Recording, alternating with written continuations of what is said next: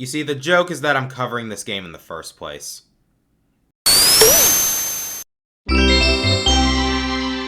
I can wax poetic about Pokemon's hollow state until Solgaleo decides to inflate itself and kill us all, but we've heard that tale for like, what, 6 years?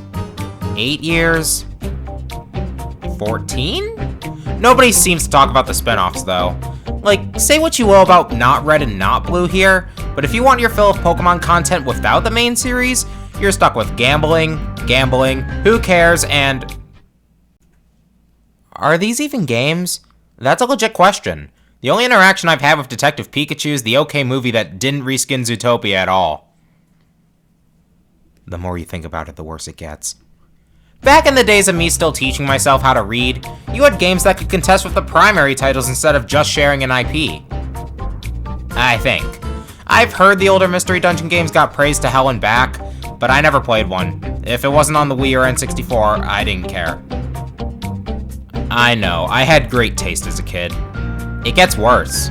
I sucked more hours into Poké Park than any kid really should have, and was captivated by one of the only other games on the system, Pokemon Battle Revolution.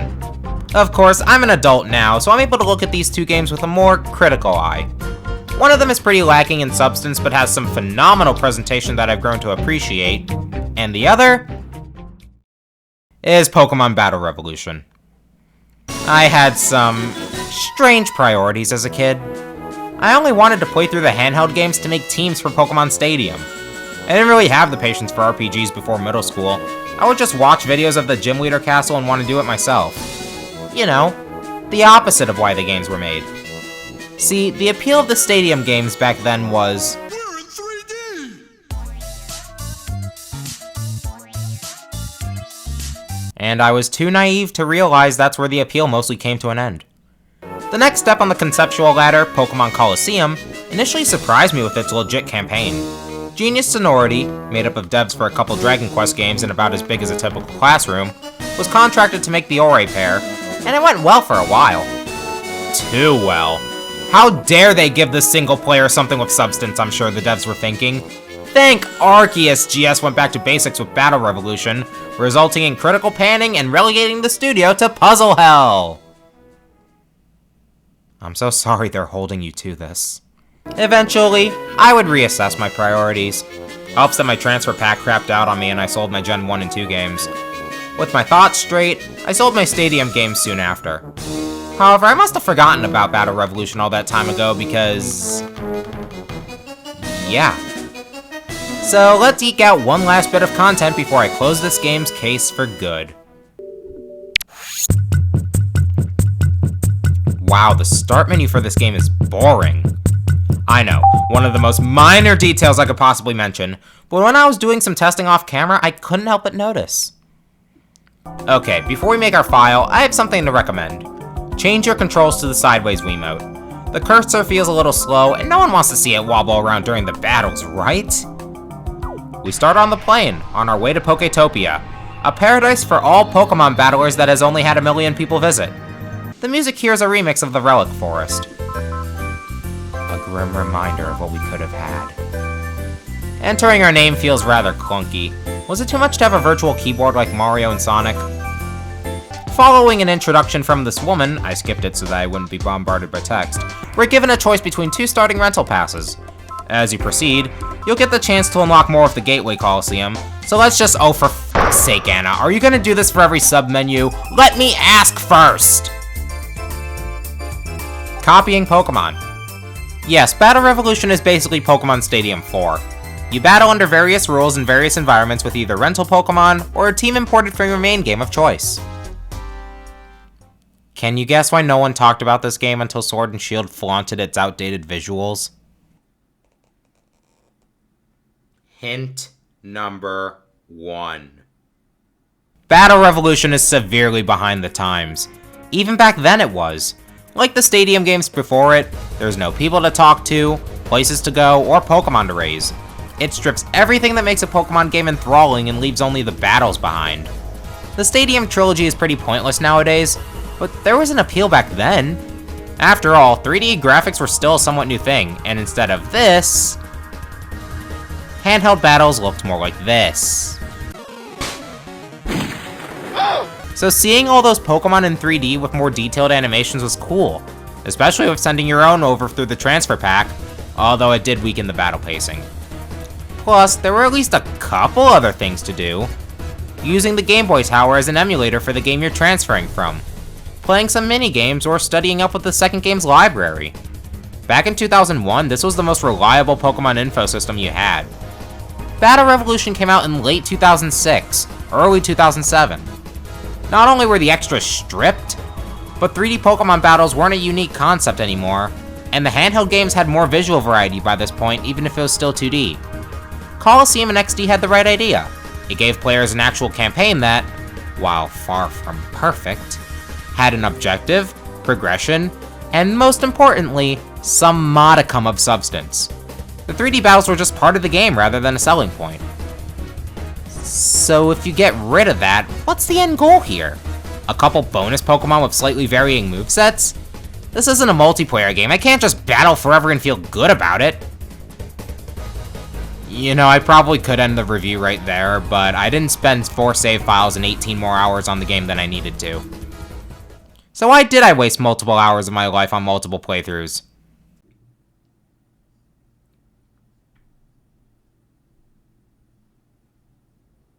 Curiosity. Rental passes are the devolved form of the rental Pokemon from the Stadium games. Yeah, devolved. Because the only advantage they have are the held items with actual thought put in. You can't choose from a list of nearly every existing Pokemon like you could on the N64.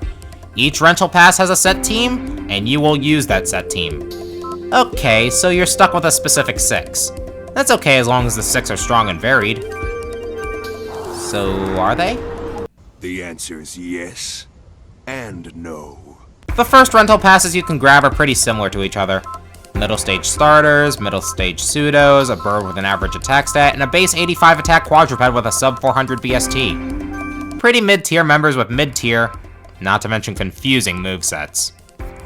Novice Nate. Why is Prinplup backed up with physical attacks? It's not the one in the family with Swords Dance. They're not even that great. I guess I can get behind Dragon Pulse for Gabite since there aren't any mid-tier physical dragon moves in this gen, but Sand Tomb? Hell's bells. Sprout Cindy. And all physical Charmeleon save for Dragon Rage. When all the Pokemon are level 50 when using rentals aside from the Sunset Colosseum. And all special Dragonair. At least Gabite had Aerial Ace and a Sky Plate. Wartortle won't be hitting much, that's for sure. Ivysaur and Rhyhorn are missing a stab and have bare normal moves in their place. Yeah, these are the kinds of movesets I would make as a 9-year-old. In all fairness though, the comms tend to have movesets I would make out of those Scholastic handbooks I would read before I ever played the games, so it's entirely possible to reach the credits with just your first rental pass. That's what I did on this file. And months later, I still hate myself for it. If you're gonna use rental passes, you're gonna want to play the Gateway Colosseum a couple times. It's for rentals only, and when you complete certain other Colosseums, more rental passes will be unlocked for you if you can beat the Gateway Colosseum with them. Gotta say, the game probably expects rental players to change their passes. These other sets are so much better. Beginner Tommy, a Haunter with good special attacks, a Rotom that loves to boost its stats, a Mightyena with Elemental Fangs and Intimidate that help for double battles, and a Sandslash that just happened to fight 700 Electric, Rock, and Steel types. Rookie Joel, a tanky Muck with good coverage and Curse, a No-Guard Machoke with Dynamic Punch. That's a strong hit on top of Guaranteed Confusion. A Piloswine made for Hail, a Sudowoodo with Stealth Rocks. These I'd actually be willing to use in a playthrough without making a challenge video. Maybe.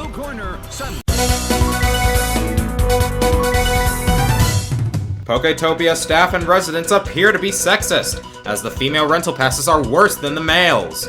New Star Daisy is a beautiful Enleminion and expects it to work. Sure, the Sneasel, Blossom, and arguably Golbat are decent, but it's an unfavorable balancing act.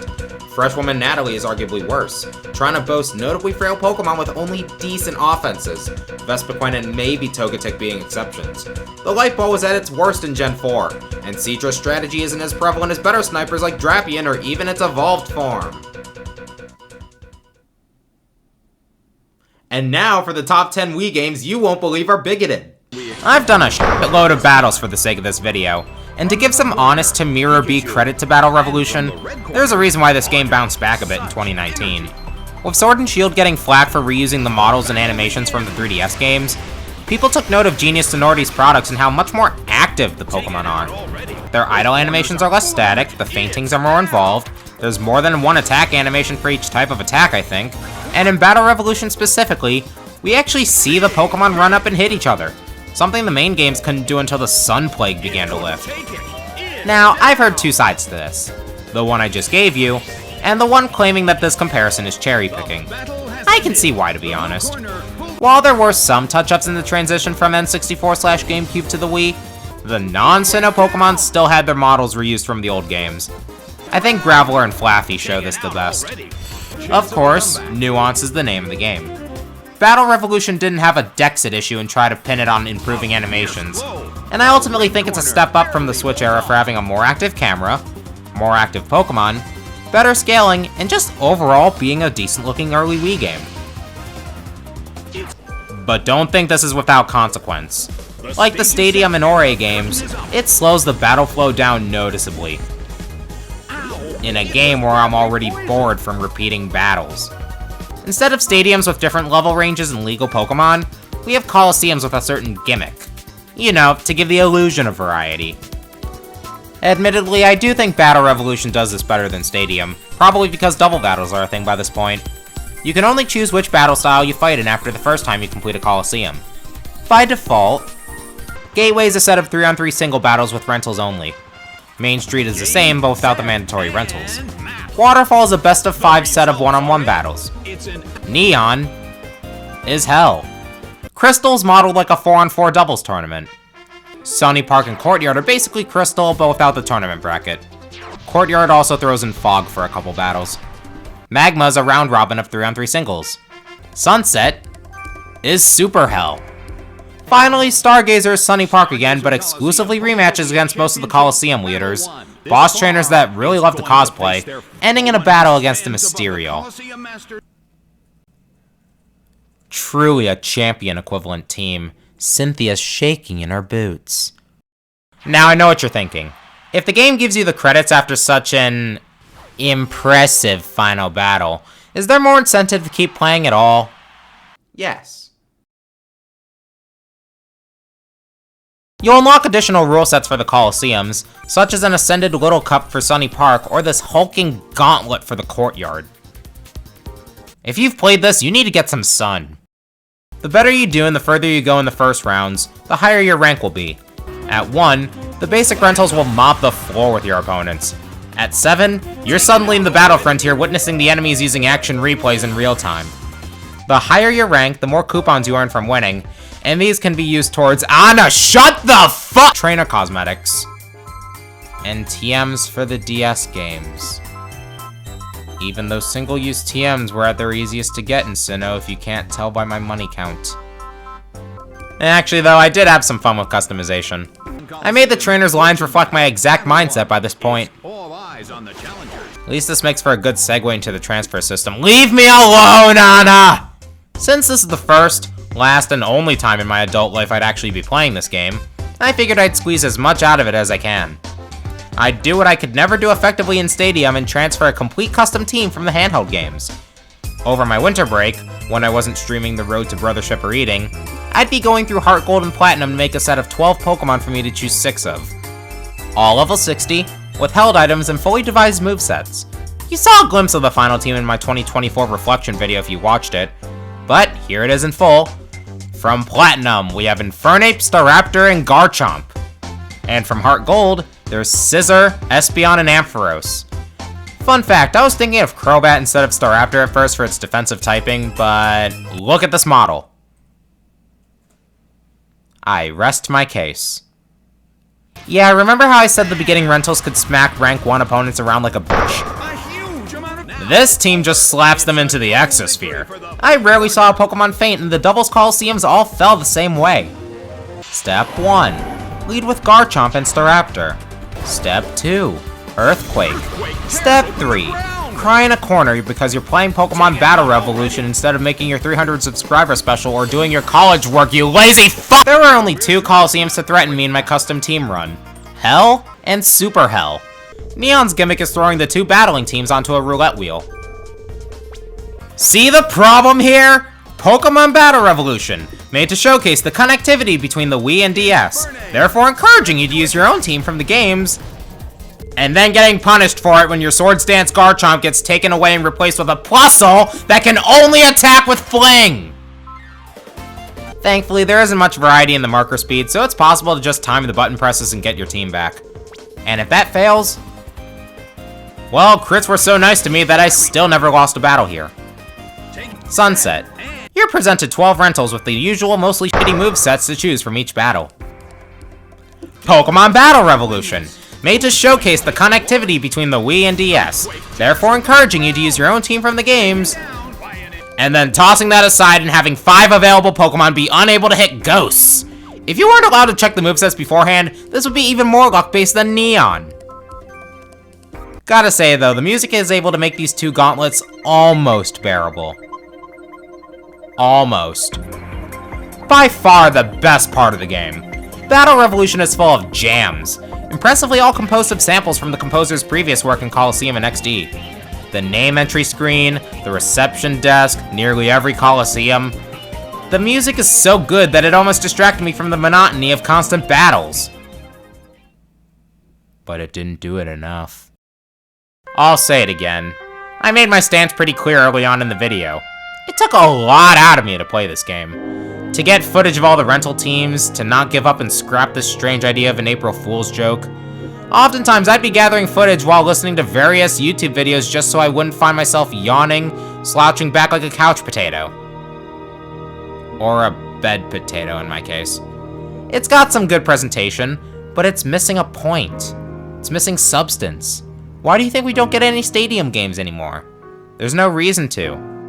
Battle Revolution was outdated at the time of its release. It abandoned a campaign that gave Colosseum and XD the cult status they have among fans to this day. And with the online long dead, and custom servers probably more interested in games like Mario Kart Wii, the game has sucked dry of all color that it could have had. Listen to the music and watch the lively animations here on YouTube since all the Sword and Shield bashers made them well documented. But don't waste your time on this. You can reach the credits in under 5 hours, and I totaled at 18, but damn it if it didn't feel like 80. It's not offensive like Broken Diamond and Shattered Pearl, but there's nothing here, and I will never touch this game again. Trust me, that's saying a hell of a lot. I didn't have an ending joke planned, but thankfully, the game gave me one. Barely hold on. A chilling breeze can be felt in the Colosseum. We were at a volcano. How?